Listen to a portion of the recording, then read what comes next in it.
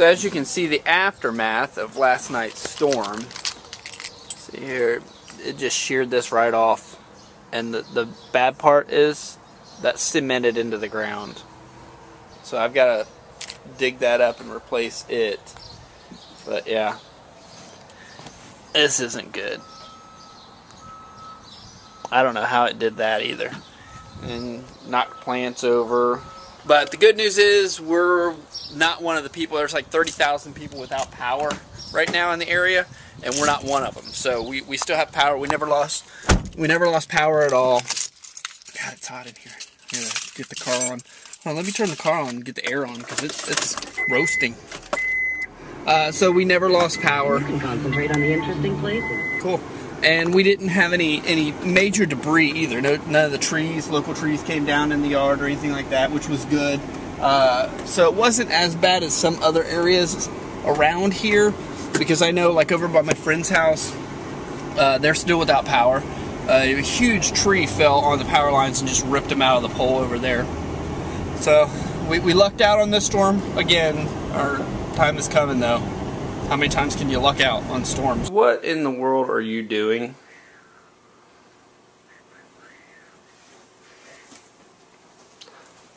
So whose birthday's coming up? How old are you going to be? What do you want for your birthday?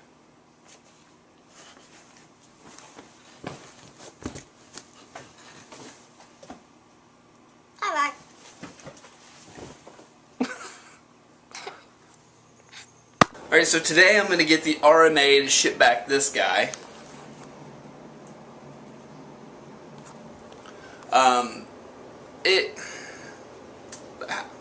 It was a good lens, don't get me wrong. It just wasn't as good as what I wanted. I wanted a little bit faster lens, but I just couldn't afford a faster lens at the time.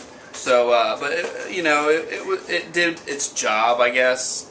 But so I'm gonna ship it back and get a refund. I think I gotta pay like a 15% restocking fee on it. But I mean that comes with the territory.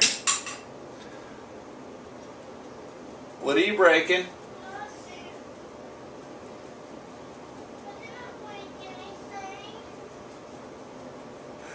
Oh, kid. Look at them boys. Charlie likes to pester Bailey. Bailey's looking at me like, help me. Charlie, you are a brat. You are a brat. Leave the dog alone. He wasn't even bothering you. Dad, Bailey owed me $1 million. Bailey, are you okay? Are you okay? You said, this key, he just keeps bothering me. He keeps bothering me. I don't know what to do with him. I don't know. I don't want to eat him because he probably doesn't taste good. He eats bugs. Bug eater. Alright, so this coming Sunday is Addison's birthday party, and the guest list keeps growing. We've got, I think, we're almost close to 30 kids alone, let alone all the parents who will be there, and family. And we gotta, yeah, it's crazy. We ordered the cake. We got a special cake we ordered for her through somebody we know who makes like really awesome cakes, and like, you know, the fondant and all that kind of stuff. So that's ordered. It should be ready in time. But this is gonna be crazy. We are doing the party's a little different. We're not gonna do your normal games and stuff like that. We're gonna actually go a little old school, do like sack race and bobbing for apples, and you know, just different games like that. I don't think we got a piñata. I don't know what all we got, but anyway. So I'm so you know, it's gonna be fun and very exciting. My baby's 5th birthday. Yeah, time flies, man. 5 years. 5 years since she was born. Where did the time go? She's gonna be starting school this coming fall. School. It's crazy. It's awesome. It's so awesome. My daughter is awesome. Oh, so I've got an interestingly strange story for you. And what made me think of this is for dinner we had some asparagus in this vegetable medley that we ate. But anyway, the point of the story is, you know, how asparagus makes your pee smell for most people. And I read once why it is, but I couldn't tell you off the bat. It's just a weird thing where your pee smells when you eat asparagus. And asparagus is good if you've never had it. It's actually pretty good. But anyway, so we were at this restaurant one time, and I remember I had asparagus with my meal, and I went to the restroom, and while I'm in there at the urinal, while I'm in there at the urinal, the gentleman next to me actually comments and says something like, what did he? It was something along the lines of, "Oh, so I can tell you had the asparagus." Number one, don't talk to another guy in the restroom when he's at the urinal. It's not really cool. But number two,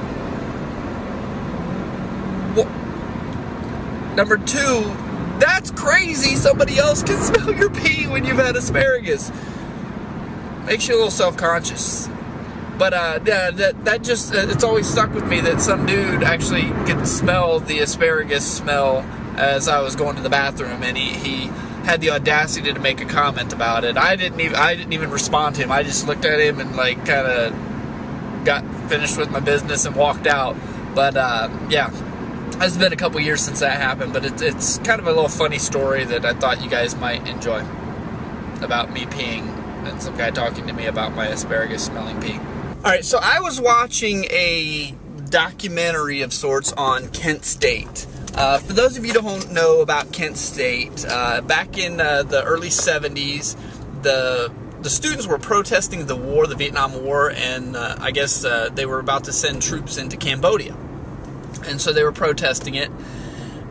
And during the protests, some of the students had gotten a bit violent and burned down the ROTC building and trashed some of the storefronts in town. So the governor called in the National Guard to kind of help squelch some of the protests and calm things down. And eventually things got out of hand, and the guard ended up opening fire on the students and killing 4 of them.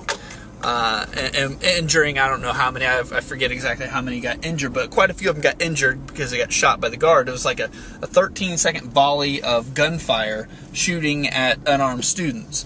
Now, it was huge outrage and uproar. The president got involved. I mean, it was major, event to where Crosby, Stills, and Nash and Young wrote the song 4 Dead in Ohio. Anyway, the song's called Ohio, but it's like 4 Dead in Ohio.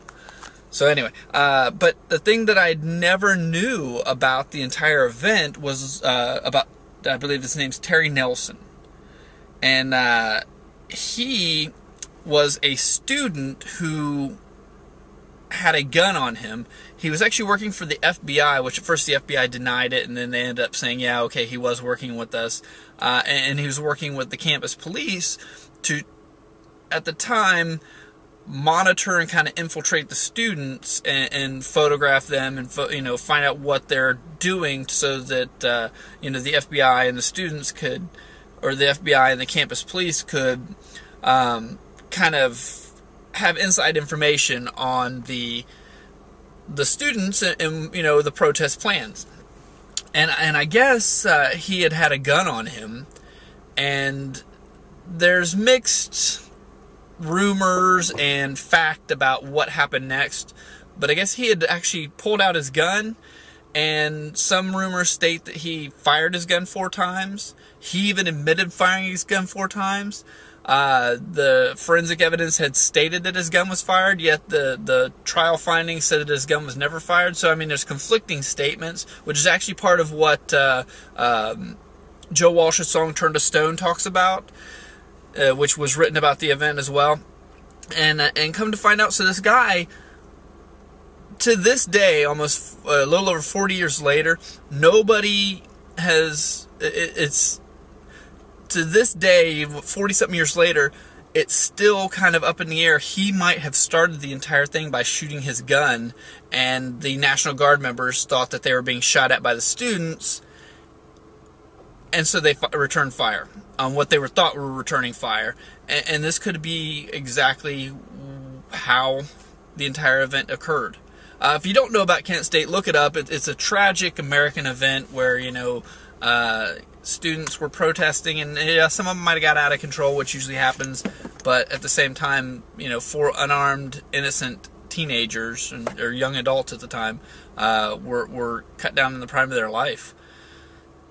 Tragic, I know. Alright guys, don't forget to thumbs up the video. Make sure you guys click subscribe. Check out all the links down below in the litter box. Daily Booth, Facebook, Twitter, it's all down there. And I will see you guys tomorrow. But before I go, who ate my cow tail?